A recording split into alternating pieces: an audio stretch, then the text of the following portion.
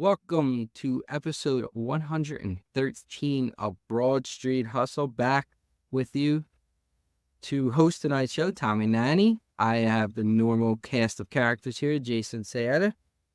Hey, Tom. Hello. Jimmy the Chop. Good to have the four horsemen back together. And Christopher Michael Meeker. Good evening.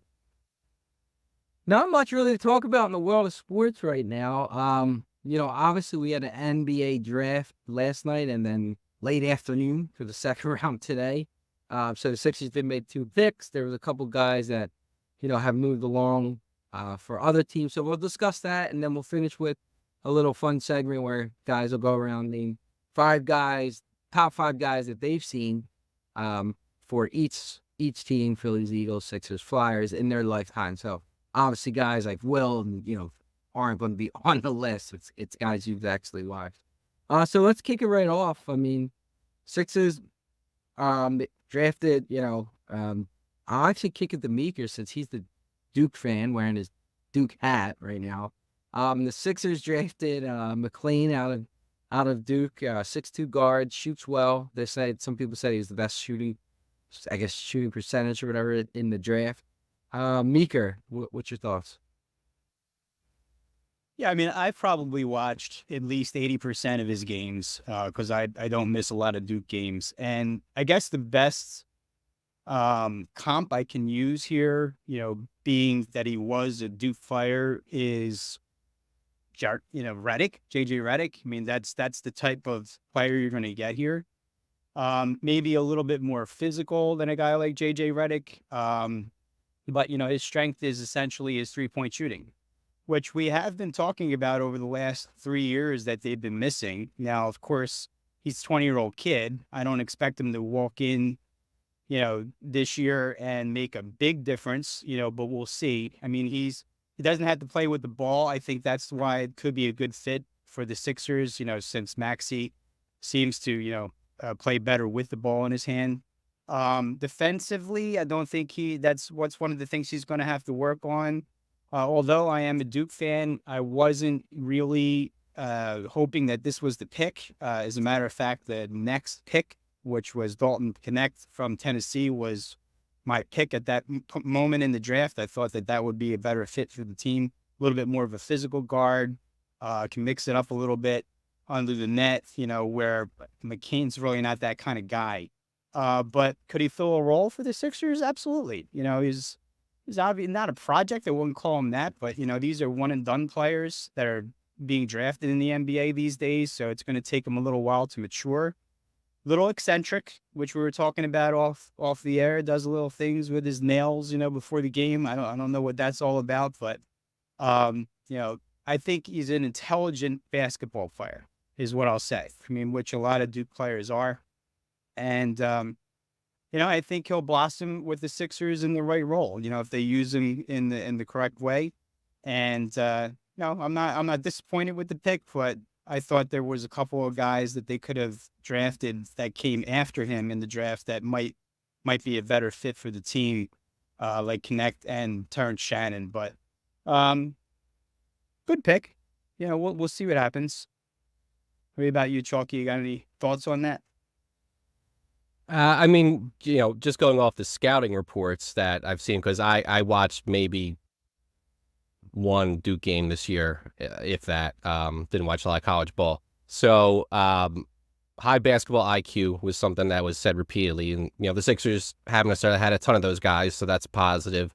As far as comps, actually, Connect was compared to Redick, which I guess could make sense since they drafted him. And I think a lot of people wanted the Sixers to take Connect. They're not knocking the pick of McLean in and of itself, but they're saying, well, Connect might have been the better pick there because he's a little more pro-ready. But as far as defensively, he's even worse defensively than they expect McLean to be. So the one comp I did see was Seth Curry with upside to be, at very least, an adequate defender, which is not a bad player to have on the team because Seth Curry could, get hot from outside, but he couldn't defend, any of us on a given day. As far as immediate impact, I also saw someone say that he could play like a Landry Shamet role, like at the start of the season, which means he'll get some minutes off the bench, and if he gets hot, maybe he'll play a little more. But he's not going to be a 25-minute a game guy. And there are some concerns with having him and Maxey on the court at the same time from a size perspective, because he's not big, right? He's 6'3" in shoes at the most. But he's athletic, he's a hard worker, and he's got a high basketball IQ. And if you get him and Embiid, I mean, he's going to give Embiid spacing on the floor, which would be great for him, obviously. So, nice pick. I can't say it was terrible because I really don't know much of the other guys to compare him to. So it sounds like he could be a half decent fit for the team. The thing I would want to say is that what did impress me about his season is that he seemed to shine the most in the tournament. He had a really good NCAA tournament. And that's when you're playing better competition, more important games, so during the season, I would say he kind of lived up to the expectation that Duke had for him. But he shines, when it really mattered. So if there's anything to say about that, he was good under the spotlight. Yeah, how about you, Jason? What's thoughts on the pick? Yeah, I mean, it looks like he's a guy that could be like an instant offense guy off the bench. I connect. I've been hearing is not a great defensive player, so I'm fine with the pick. I mean, who knows? All these draft nicks that know this and know that and know this and know that. Give me a break. So we'll see. I don't know what else to say. Yeah, I don't know. I just think like how many rookies and second year players in the NBA make that much of a difference on the NBA team? I mean, is it even a handful? Can you even think of a handful of guys that make a difference? So, I mean, with the window that the Sixers have, I don't see this draft really having much impact on the team right now because you don't know how many years you got with Embiid. So, I'm kind of in Jason's camp. Like, I have no idea. I think it's going to be very minimal impact. Well, because you said that, I mean, and that's the reason why I want to connect, because he was more of an NBA ready player. He's obviously 22, 23, played 4 years in the NCAA. He's a guy that has a lot more maturation. So if you're looking at the window closing, maybe you draft a guy like that. And I've heard of so many NBA ready players that still take years and years to mature into like playing with grown men for what it's worth in the NBA. I don't see many guys in the draft, especially in this particular draft. I mean, there was no like Wembanyama's and those types that are really going to have an impact. But yeah, I hear. I mean, this guy could probably if you think of when they drafted Maxey, get some shots off. Obviously, he doesn't have Maxey speed or anything like that. But Maxey was a combo guard. Guy's a combo guard. This guy could be instant offense off the bench. I mean, I don't. Yeah, like you said, I mean, I don't know how many impact players are in this draft. Yeah, connects. Well, 4 years older, 3 years older, and he's NBA ready, but he couldn't stop me. So, what does that do for you? I mean, we'll see. I don't know. Like, this draft, like, they were named the first name I didn't know. I didn't know hardly anybody in the draft. And I mean, if it gets like I compare. I said there was a Shamet comparison as far as on the court, but Shamet was a piece that they moved for a player that didn't work out. But these guys could be maybe a trade piece if they play half decent. And I mean, look, they have 3 players on the roster, so you need to fill those 8, 9, 10 spots, and maybe so. If these guys that they drafted are your 8 and 9 guys in the rotation, you got to fill them somewhere. So, I mean, they could fill a cheap hole while you hopefully spend some money elsewhere. Yeah, I actually like the other guy they drafted better. I mean, I really think that this guy can make an impact, the Adam Bona guy. He just looks like an athlete. He won Defender of the Year in the Pac-10 and energy guy, so I think he might make more of an impact than McCain. As a backup center, energy guy off the bench, could give you minutes, could give you hustle minutes, could rebound, could defend. I think he's very interesting, the second round pick. All right, let's move on to obviously what's it, Sunday at 6 o'clock is the legal tampering period for free agency. You can re-sign your own player. So the Sixers have not made a trade. They're not necessarily even really strongly linked to like any free agents, if there is even any. I mean, we talked about it many shows ago, but a lot of those names are off. Bridges is off the board, and Nobi's off the board. Siakam's off the board. Butler, they're saying, is not going to sign an extension. You still got Paul George. So, like, where do the Sixers still have an opportunity to pivot? And I know Mika has a list of trade opportunities, but as far as the free agency market, I mean, where we dwindle down to? Jason, is it? I mean, are we just looking at a Caldwell Pope or a Paul George? Yeah, I mean, there's not much really. Ingram? We don't know much yet until Saturday night, right? So, because we don't know what George is going to do. Pope, we don't know what Pope's going to do. Like, it sounds like Denver just traded a guy to clear some space to try to re-sign Pope. I would like to get Pope if they could. But, for me, I still want Markkanen. That would take a trade. But as far as just signing guys, we got to wait. There's really not much we could say right now because there's nothing out there. And there's nothing currently out there I want. Like, I don't want the guy for the Bulls, the forward. Who? DeRozan? Yeah, DeRozan. I don't want him. So other than that, like, we got to wait until Saturday night. Now, if George becomes available, he's not my top choice for them, but if they can't get Markkanen in the trade, then I would take George. I would do it. Yeah, not much really there to talk about. Mika, we could pivot to you had 5 potential guys that could be moved that I guess could be a Sixer possibility. Do you want to go through? Well, you mentioned Paul George.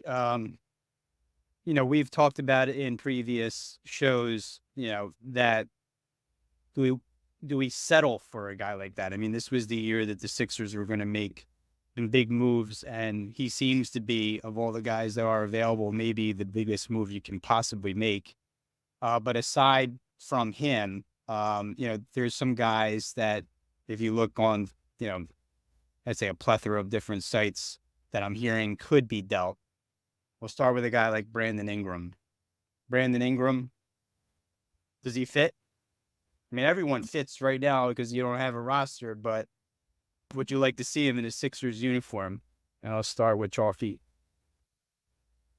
It wouldn't be the worst move they can make. Again, he would really depend on who you're giving up. I think you need 1 or 2 other nice complementary pieces to add him and make the team really like able to challenge Boston because he can't defend.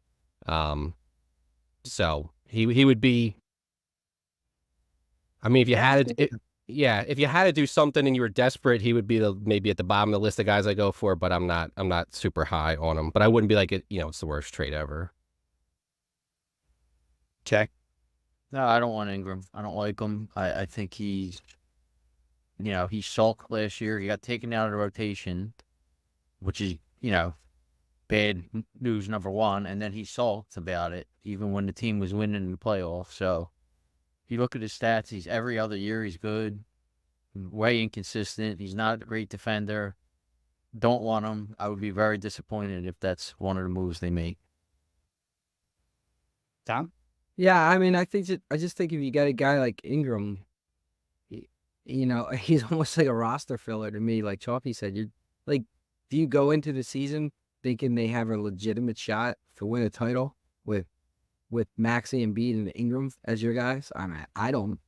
So if you're, to Chalky's point, if you're now giving up assets to the guy that, isn't really going to be a difference maker to me, I'd rather go into the season, maybe try to play your hand later when the trade deadline comes, and maybe you can make a move, then go into the season with a To me, he's a younger, better Tobias Harris.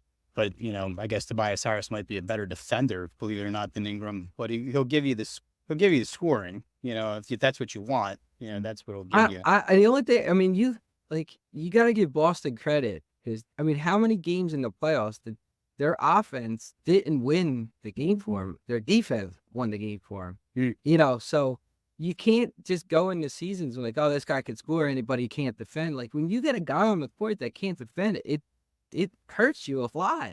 And in the playoffs, you're not always going to shoot, you know, your high percentages and score. You're going to need some games where you grind it out, you know, and that he's a liability for sure. Trae Young. Jason No. I just don't like- doesn't fit because of his I don't like position. him. I don't like him. Can't with Yeah, Maxey. he needs the ball. Yeah. So that's going to kill Maxey. I don't think he's a winning player. I don't want him. And he's not coming here anyway. Where'd you get that name? Like he's Well, he's on the he's possible. I'm not saying that he's rumored to go to the Sixers. I'm saying he's rumored to get traded. You know, so if you want to try and make a trade, he's on the list. okay. Jimmy, No. Tommy, no. Nah, guess that's I mean, he makes my hairline look good, but outside of that, no. How about? Well, I mean, even though we talked about it a little bit, but Jimmy Butler. Would you like to see Jimmy Butler back in the Sixers? Tom? I mean, I know on the previous show, I think I said no, but I mean, at this point, yeah. Because I do think a guy like Butler can put them over the top to be competitive for a title. You know, now in the coming years, like year 3, 4, 5, I think you're in a little bit of trouble with a guy like that who's getting older. But for the immediate next year to 2 years, I would not have a problem. And I'm to the point where, I would walk with it because there ain't much. The future is bleak. Jimmy? Yeah, I mean, if you feel like you need to make a move now, yes, I would welcome him back, certainly. But again, comes down to price. Like you got to build a team out. So if you're going to give up 3 or 4 first-round picks for a guy that's not guaranteed to play past this year because he's not going to sign an extension, then you're using all of your other chips to get some other players in here with the hope that maybe he stays past this year. So I would not want to give up 3 or 4 first-round picks for him if that's going to be the price without a guarantee that he's willing to sign an extension. Well, I mean, I guess from the trade the Knicks made to get Bridges, it's going to be similar to that. Well, not to get too much into that. I think the Knicks paid a division tax, number one, and they wanted to they wanted to make sure the deal got done. Those two teams haven't made a trade in 40 years, so that price was going to be higher for the Knicks than anybody else. And Bridges is signed, and he's like 10 years younger. Yeah, right. Yeah. What do you think, Jay? I mean, I would take Butler back. I've said it before. You know, I'm not crazy about, trading for him. But I would take him back. I'm not crazy about signing him to a max contract.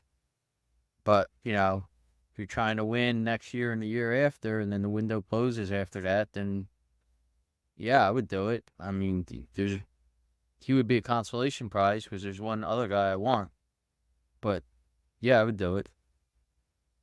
Yeah, the thing with Who's the guy you want? the thing with Mark and Butler. Yeah. Good. No, go ahead. No, I was just Let's go gonna- on the Butler. The thing with Butler and the thing with George is like, Embiid's gonna miss 20 games, maybe more games a year. So like, you need guys that in his absence can still win you basketball games. So you're not in the playing game because Embiid missed 25, 30. So you need a guy like Paul George or Butler who can carry a team for, without Embiid. So George and Maxey, Butler and Maxey, and still win games like that. Like Harris and Maxey obviously wasn't getting it done last year. And Ingram and Maxey probably doesn't necessarily put you over the top to win some regular season games. So, a Butler would be perfect for, especially the regular. Now he misses games as well. So I think you run the risk of missing at the same time. But I do think that's important when you're getting this third guy to fill the roster is a guy that can actually win regular season games in Embiid's absence. So you're not a 6, 7, 8 seed. So Jay, your guy that you were just mentioned a minute ago, I'm assuming is Markkinen. And sure, I mean I'm all in on that too. But what's it going to take to get him? You're gonna have to involve a third team to be able to make that work. No. But so first of all, you could do a sign and trade because it sounds like Utah wants Harris. So you could do a sign and trade with Harris for marketing, and then do a second trade and give them. I'm okay with giving up all your assets for him because I think he's a perfect fit for Embiid and Maxey. He's a perfect third option. I just think he's a perfect fit, and I'm okay. I'm okay giving up whatever you have to give up to get him, and Ainge is going to want a lot for him. So I would be very disappointed if he gets traded, and there's not a young player involved from another team because the Sixers don't have anybody young to give up. Yeah, they don't have Like roster when- guys. It's all draft. No, just like when Caruso got traded, and Oklahoma City gave up Giddey. Sixers don't have a Giddey to give up for Caruso. So if marketing gets traded somewhere else and it's for a young player and picks, Sixers don't have a young player. If it's just for picks and the Sixers don't do it, then I'm going to be pissed off. Because I want marketing no matter what it costs. Darius Garland. Who? Darius Garland from the Cavs. No. I'm saying these are guys that are available. I'm not saying these are guys that. I'm just saying that they're rumored to be available. A trade can be had for them. Would you want them? No. Why? Like, he's not a fit. I like him as a player. I don't think he's the right fit with Maxey in the backcourt. Yeah. Any opinion on that, Tom? No, I mean, I don't. I have I don't see how he really helps your team in way. Like, you're gonna give up assets for that? I don't get it. So no. Mitchell? Ryder Mitchell? No, I don't want Mitchell. You had an opinion on this a couple weeks ago, Chalky. I mean, he'd be a maybe for me for sure. Now, the problem which Jason mentioned when we brought him before is he's going to be ball dominant. So now is Maxey going to be your third option on offense? And is that going to, kind of neutralize him to some extent because he's not a pure ball handler and creator for his teammates? So, I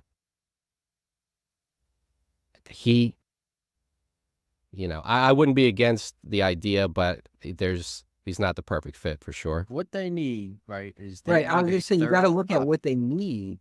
Yeah, they need a third option. Need a lot. Like, that's why, like, okay, George, I would take him, but he would want to be the second option. I don't want another second option. You have Maxey already. You need a marketing who's going to he's going to accept being that third option, and he's the perfect third option. That's why I wanted Bridges. That's why I was trying to explain to you on the text last night. With Bridges and OG, they're third options. They're perfect third options for the Sixers. Those are the type of guys I want. Obviously, you're not getting them two. I think the last perfect third option out there right now is marketing. Yeah, that's if he's really available, which I'm not. I think he's available. I think you're just going to have to pay through the nose for him. And the last is also a guard, so that would be DeJounte Murray from the Hawks. He is also rumored to be available.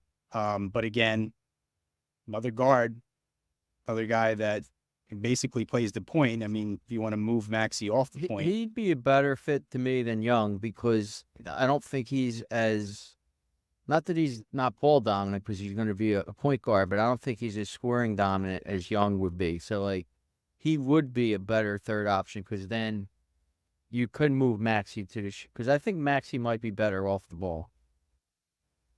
But Maxey needs to be your second option off the ball, right? So, like, I don't hate that as much. I don't think it's going to happen, but I don't hate that as much because I would like to see a point guard come to Maxey. I think, like I said, Max is better off the ball. But I don't think it's going to happen, but I wouldn't hate it. Yeah, I wouldn't hate it either. He was the name that I was saving for last. Jimmy? Definitely like him more than Young. I would not hate it either. The reasons Jason mentioned. I mean, he can shoot a little bit. He doesn't need to be putting up all the shots. You can let Maxey move around without having to handle the ball all the time or create. And he's a pretty good defender. So you're increasing your defense, which if, with Milton likely not staying, let's say he doesn't, Milton was a decent defender when he was healthy, but you have like no players, no defense at guard right now. So, you got to bring somebody in that has a little length that can guard some of these guys. And he would be a guy that could start doing that, so that's why, if Markkanen were to come, Markkanen is the ideal fit on offense. Defense is defense going to be lacking. So you got to hope you can maybe trade for him and bring in a KCP, but it sounds like Denver's going to do everything they can to make sure the money he wants is available there. So whether he decides to leave or not, if you could trade for Markkanen and sign KCP, you would still, in theory, have like, $15-20 million under the cap to go fill some other pieces. Right. But that, you need KCP to want to hit the market, and, Ainge be willing to give up. I mean, before the Bridges trade, and all the speculation around the league, they said he was going to, like, in the trade speculations, was his price tag was going to be higher than Bridges. Now, Bridges went for as much as he did because it was the Knicks making that trade, but it's still going to be pretty darn high. So it's going to be close to what Bridges brought in, I think. You realistically could trade for Markkanen and still sign George if George opts out of his contract. I mean, Markkanen, he makes $17 million a year or something like that. Just the perfect fit, and that's why you would have $40+ million available trading for him, and that's it. That's if you don't send out like a Paul Reed in the deal or something like that. Right. Which, I mean, honestly, Boner, like that. I'm assuming they're going to go get another big because he's only 6'8". Yeah, and that's probably the end of Paul Reed's time here. Mm-hmm. So they could probably sign a Drummond or somebody else. He's not under contract anyway, is he? No, he is. got an option. The option if they had to get it's the team option. The team option, right. So yeah, it's not. Yeah, it wasn't an automatic, but they could opt into it and put him into a deal if they like to. So that way, the money's not. Reed's probably gone regardless. I don't think they're signing Reed. Yeah, Reed's not going to be back. It's just the fact that you could maybe if he's part of a deal. Yeah. I mean, recent rumor with Paul George is Golden State right now. So, I mean, if you're Paul George, would you rather play with Seth Curry and Golden State, or would you rather come here? I mean, it also comes down to that too. Wow. Unfortunately, it comes down to would you rather live in California or live in Philadelphia? Well, that's the other thing. Like the players don't care who they play with; they care about where they live, and they don't want to come. Nobody wants to come to Philadelphia. Right. That's the problem.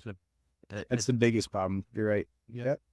One name you didn't mention, and they kind of threw him on there was Durant, right? Durant. Yeah, I mean, obviously, I would take Durant. I mean, he was the one that they're saying with it. Stephen A. said he's whatever what did he say? He's not going to be on the Suns, or they're trying to get rid of him. Whatever he said last night. Well, Woj, I think, said that the Suns are saying they're not going to trade him now, but I don't believe any of it. Yeah. I mean, the Suns owner came out and said, "I'm not trading anybody," but trading them, and he also said, "Oh, Kevin loves playing here, and we love Kevin, and this, that, and the other." And a week ago, anybody. Chris no longer had interest in George and this and that. Yet he still is not. Yeah, it changes every day. Yeah, it's all the agents putting this crap out there, and it's. I don't buy it. I would take Durant. Absolutely, but I think you're gonna. I don't think you can outbid Houston. Houston's got picks and young players built up. No, like they can have a say in it. Probably will just say, "I'm not going." The player. Yeah, Durant's going to have a say. Right. He would probably say, "Yeah, I would." He'd rather come here and try to win wouldn't be. Yeah. When's is all this going to be wrapped up before the Olympics? Not all of it. A lot of it will be, but I mean, not necessarily. The Olympics. I mean, I think you'll know what the Sixers are going to do. You're going to have all these guys together on a team. Who knows? Yeah. what conversations are going to be taking place between Durant and Beads and that's those. Yeah, things. I think by Monday you're gonna know what the Sixers are gonna do. This Monday, early next week. All right, so to be determined. All right. Anything else before we try and make it a quicker show? So anything else before we move on to our secondary topic here? Let's keep this quick. I just wanted to educate Meeker on the Knicks because he kind of doesn't get what I like. He thinks that I'm downplaying Bridges and OG because the Knicks got him.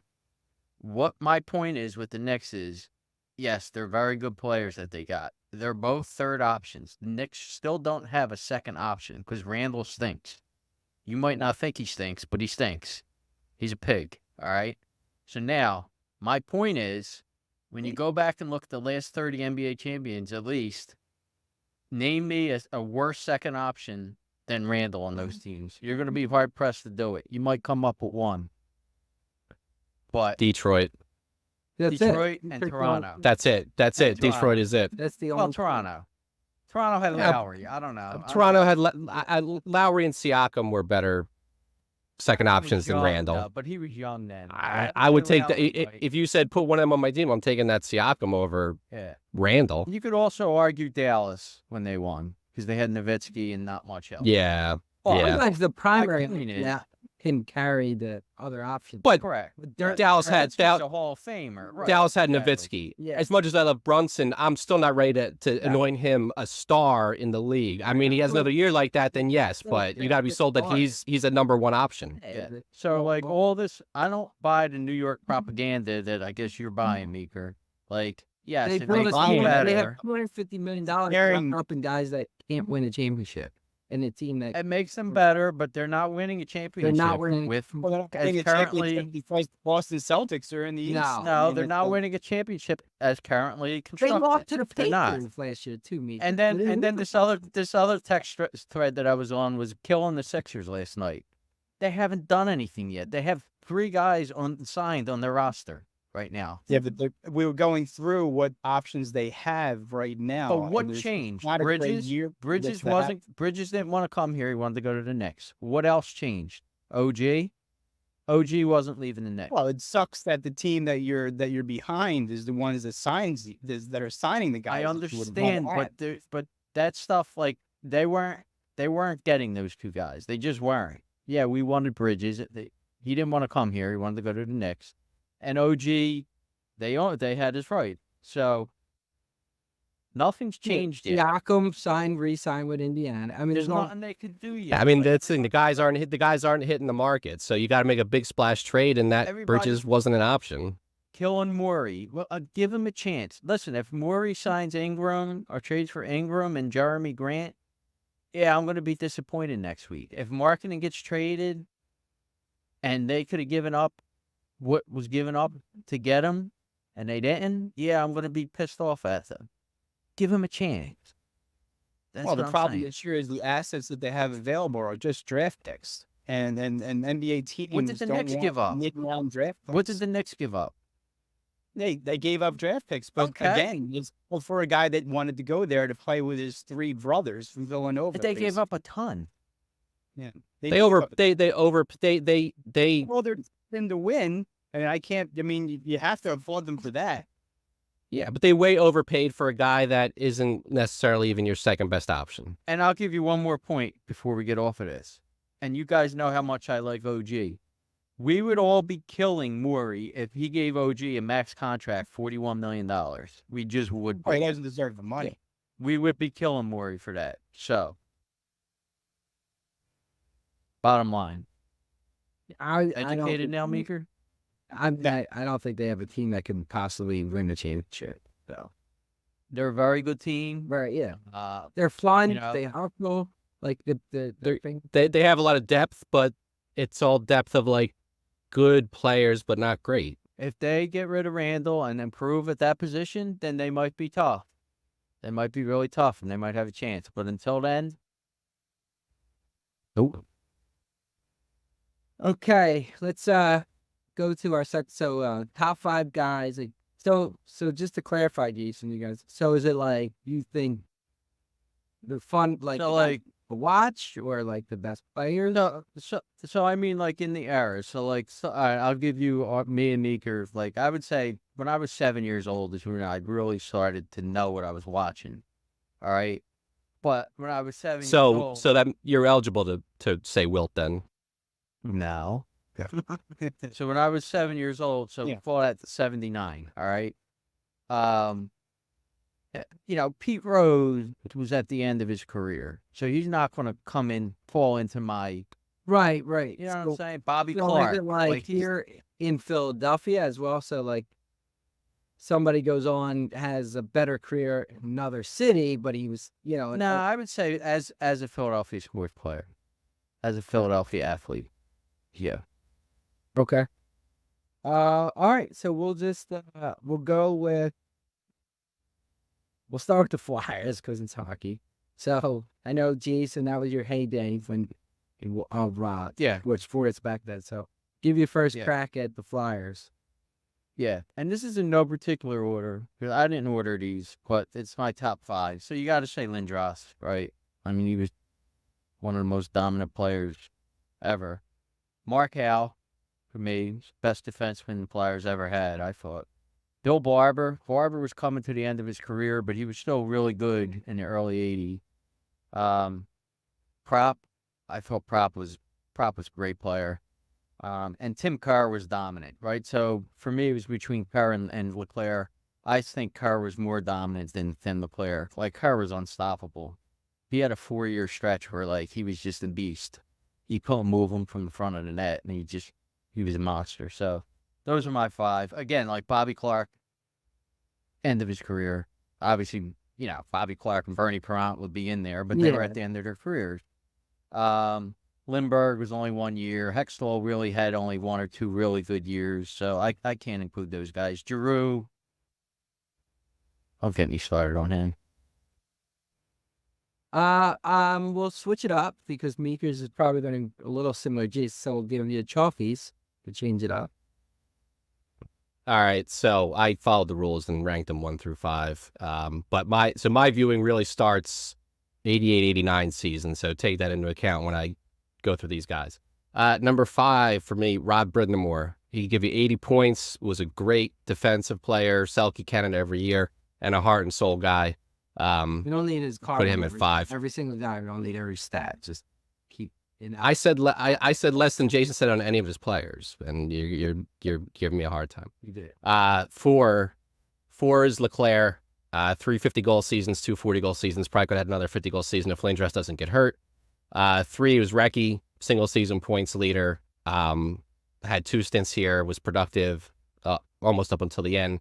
Second, I have Pronger, and I say Pronger because he's just in the Hall of Fame, but he was the best defenseman they had since Mark Howe, and he really, when he got that team playing right, he was the linchpin that got them playing well enough defensively to make that Stanley Cup Finals run, and it was no coincidence that the next year when he got hurt, they fell apart. So I say Pronger, and number 1 is Lindros. He was just a beast, a great player, and shame the injuries ruined it. My only thing with Pronger is just the 1 year. I mean, obviously he was phenomenal. Yeah, I mean, 1 year. and I obviously ranked him high, but like I couldn't. I felt like he had to be there because like defenseman, while Desjardins, if you're going from like 89, Tocchet, I missed a couple of his really good years, and then like a guy like Giroux, when I looked at his numbers, he just wasn't that productive. The Like he was problem like with 60, 70 points. The problem with these types of lists are guys get penalized for not having longevity, and then guys get moved up for having longevity. Where it's like an average player who's been here for 10 years, you're like, wow, as a Flyer, it was the best of his career, and so that's what always makes these lists kind of why don't you debate them? We talk about Meeker. My list is basically the same as Jason, Mark Howe, Eric Lindros, Brian Propp, Bill Barber. But I did put Leclerc on the list instead of Tim Kerr. Close one for me, though. Like Jason said, I mean, in front of the net, there's no one moving Tim Kerr out of the front of the net. And that's how he scored a lot of his goals and a lot of rebounds and so forth. Leclerc, I thought, was just a little bit more of a skilled player. Of course, played on a better not really a better team, but played on a better line. Let's put it that way. And so I take LeClaire instead of Kerr as my fifth. All right, and I threw it together. And I don't know years at 80. I don't know when I start watching. I when I close my eyes, these are 5 guys that come to my head as great players that I physically remember watching. So I got Recchi, LeClaire, Hextall, Pronger, and Lindros. So, all right, let's go to, this will be a tough one, the Sixers. And for the Sixers, we'll go to Meeker first. Yeah, so I mean, we go back to, like I said, 1980. So even though Doc played most of his better years prior to that, I still have him on my list. A lot of great memories watching Doc play. Barkley, of course, has to be on the list. AI, of course, has to be on the list. Embiid, of course, has to be on the list. The fifth guy is the one I debated on, but I'm going to go Mo Cheeks as my fifth on as a Sixer. I debated with a couple of guys, but I'm going to go Mo Cheeks as my fifth. Maybe he's the best point guard the Sixers ever had. I mean, if you don't count Iverson as a point guard per se, because he really wasn't. So I'm going to go Cheeks there. And that's one. That was your boy, was he not? Jay? He was your favorite. He was, but Tony was my like. Okay, I'm not going to say it until up to my turn. But. All right, and I'll go for this one. I did it quick for the Sixers, so it's more of a joke list because I can't. There's not 5 guys that I think I've watched in my life that should even be on the list for the Sixers, which is sad actually. Looking back at it now. I mean, obviously Embiid, obviously AI, obviously Barkley. My last 2, Clarence Weatherspoon and Samuel Dallenberg. Everything's like come in my mind when I think of the Sixers. So that just tells you how bleak the Sixers have been and still are after our first segment. Jason? You can put Maxey on there if you want. Yeah, I mean, it's getting there already. So I was really proud of Meeker for the first 4 names he listed. And then, where's Moses Malone? He didn't play long enough. So did you guys see Moses? Like you distinctly remember watching? Yeah, we saw him for sure. He he played 4 years here, Meeker, and he took the Sixers he took them to the promised land. That's all it needed. How is Moses Malone? See how you longer on the list? Like of course Moses Malone would be on the list for me, but I felt like he needed to play as a Sixer longer than 5 years that he did. That's the reason why I kept him up. Now, I would put him on there as one of the best Sixer players. I was 5 years. 5 years is a significant amount of time. 5 years and a championship. 4 years. I mean, Whatever. it was still enough. Come on, I man. played two years. And I just had to keep him off of that reason. I was proud of you, Meeker, and then I was not proud of you. And I love Mo Cheeks. He was my favorite Sixer for a long time. I had a qualifier of being on the team long enough. I just didn't think he was on the team. All right, I think you made a fatal error. So your list is name except Moses is where I'm going. Yes, Moses. All right, Chalk. So same time frame as Flyers. We're talking like 89 forward. I struggled with the bottom 2 here. So 5, Ive Iguodala, he's like a good player, but he was never he's never the star of the team, and he had to be the star for a lot of years. But he was a solid player, just not a star player. 4, I put Maxey. He's had 3 really good years. He's an all-star right now, and he's still pretty young. 3rd, Barkley. Never got past the second round when it was his team, and he's known for winning MVP and going further with some of his other teams. But for his Sixers tenure, I have him 3rd. 2nd, Embiid. Enough said there. And number 1, 6-foot guard from Georgetown, Allen Iverson. Everybody will agree on that one. All right, let's move to the Phillies. So, do we do Chalky went for? No, Chalky hasn't gone first. So Chalky, pick us off for the Phillies. So 5th, I have Scott Rowland, Rookie of the Year, multiple Gold Gloves, was a 280 hitter. Bad taste in people's mouth with the trade, but I mean, he was probably the best defensive third baseman in the league while he was here and a solid player. 4th, I have Utley. For 3 years, he was probably the best second baseman in the league, and he was a broken hand away from winning the MVP in 2007 when Rollins eventually got it.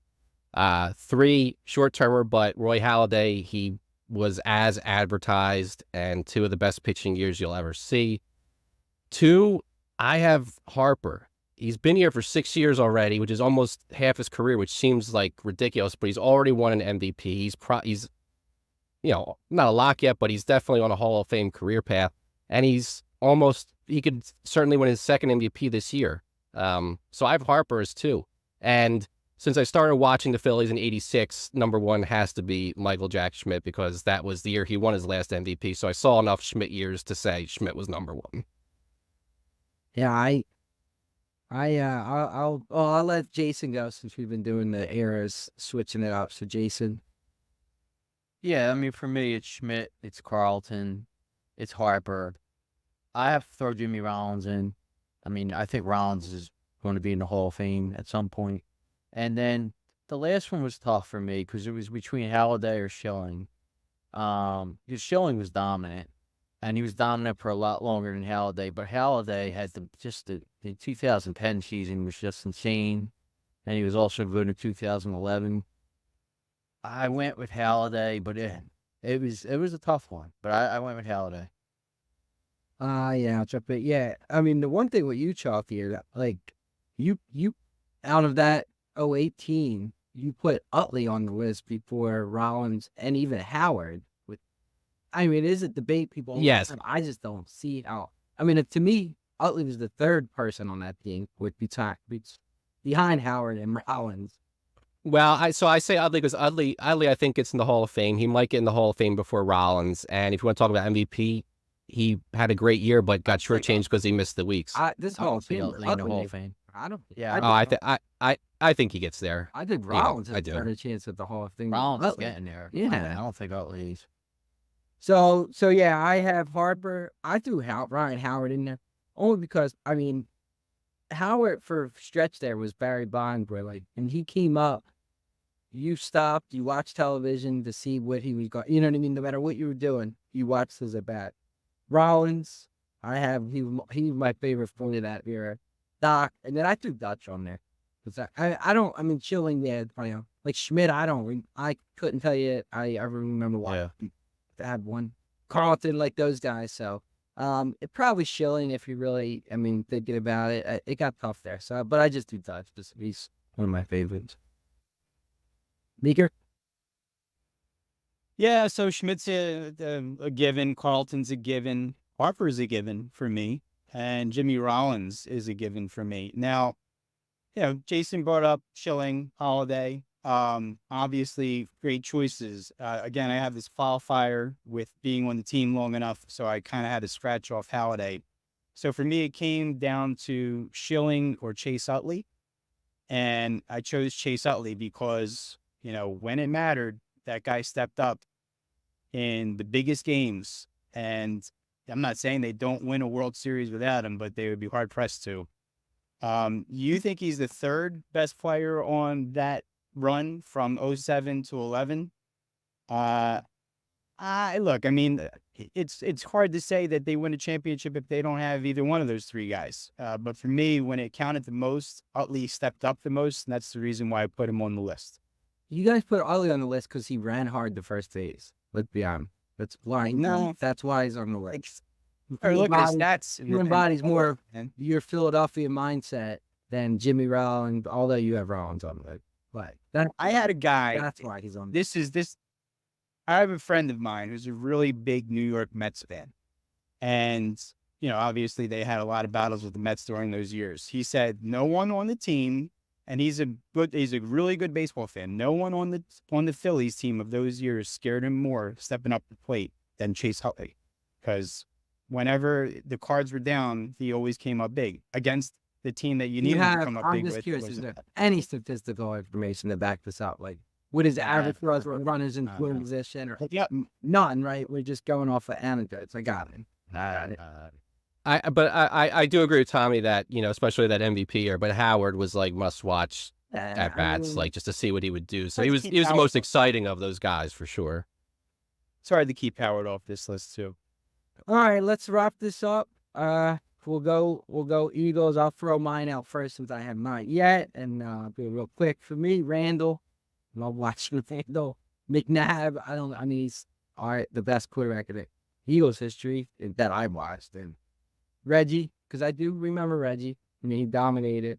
Dawkins, obviously, there's a must. You like a guy. And then for me, this is another. I kind of threw in a personal guy. Eric Allen was my guy. Cornerback, dominated. Those teams you just remembered watching those defenses. I wanted somebody specific from that defense. I mean, like the Owens and those the short term guys. They're hard to put on lists like that. Yeah. So Meeker. Yeah, Reggie, of course. Dawkins, of course. I'm going to throw Jerome Brown in there. I'm going to throw Eric Allen in there. I agree with that. And Jason Kelsey. I mean, he's probably the best center, one of the best centers of all time. I mean, you can't keep. I mean, he doesn't play a position where you say, oh, he's not a wide receiver, he's not a skilled player, he's not a quarterback. But Jason Kelsey, at his position, was one of the best players at his position ever. So you can't keep him off the list for me. All right, Chalky. Yeah, so fifth, I have a tie between Jerome Brown and Fletcher Cox. Brown only played 5 years, but he was maybe the best D tackle at the time he died. And Cox had 4 All-Pros, 6 Pro Bowls, all-decade team in the 2010s, so he was one of the best tackles of his generation, possible Hall of Famer. 4, Jason Peters. Again, he's going to make the Hall of Fame, and he was all-decade team 2010s. 3, Jason Kelsey, future Hall of Famer, 6 All-Pros.